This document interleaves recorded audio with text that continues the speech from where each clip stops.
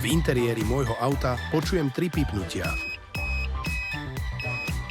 Taktiež som dostal SMS správu Replace battery in tag od môjho online systému Pandora.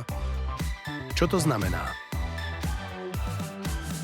Váš autorizačný prívesok Pandora má vybitú batériu a treba ju vymeniť. Ukážem vám, ako vymeniť batériu v prívesku Pandora BT 780.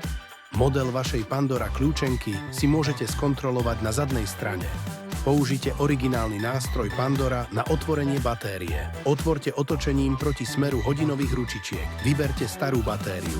Vymente ju za novú batériu. Zatvorte batériu a pomocou nástroja Pandora otočte v smere hodinových ručičiek na uzamknutie. Stlačte tlačidlo na otestovanie. LED dióda zabliká ako potvrdenie. To je všetko.